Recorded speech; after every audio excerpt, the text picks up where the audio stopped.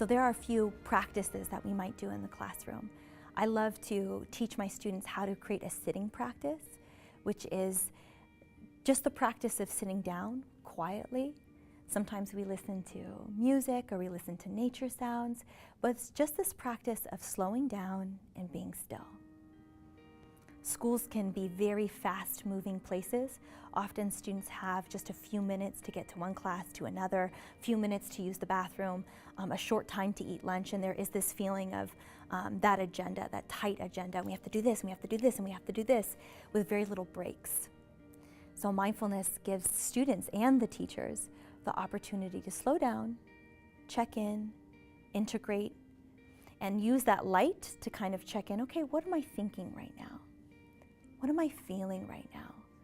What sensations do I have in my body? And then giving us, again, that opportunity to choicefully respond. So it can be both a time to physically relax and let go and decompress, but then also have just a moment to check in, how am I doing right now?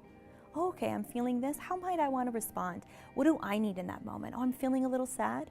What might I need to support myself? Known as the strictest teacher in school. And I was a great disciplinarian.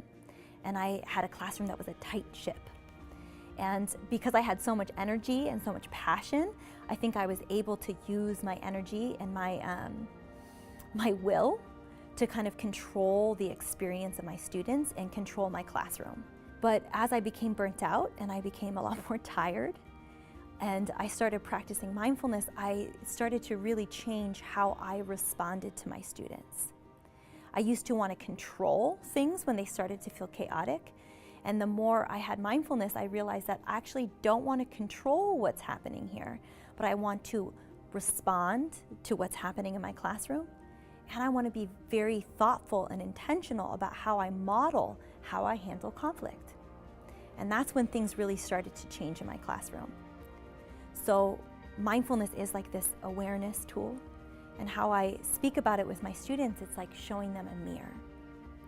And so when students are being hurtful, or when students are doing something that actually has a harmful or negative impact on a student or on the community, what I like to do is very calmly and very lovingly and strongly sometimes hold up a mirror and let my students know, I'm noticing this. I'm noticing that you seem very frustrated right now, or I notice that you are you're tightening your chest. Can you take a pause? And inviting students in those moments of chaos to help them tune in, get what they need, give themselves some compassion and slow down, then they can be more choiceful about making choices that are helpful to the community, that are positive, that are kind, that are supportive to the community. I used to think that I was too broken and too messed up or too old to be able to transform all of these negative habits that I had.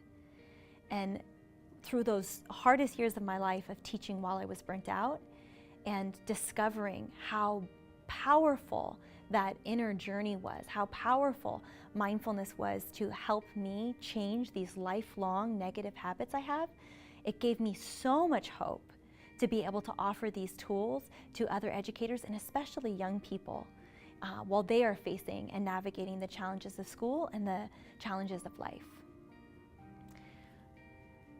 Mindfulness has the potential and it has the power to make us kinder. It has the ability to create environments where we feel safer, where we feel like we can take those masks off, where we feel like we can let that armor off and be ourselves.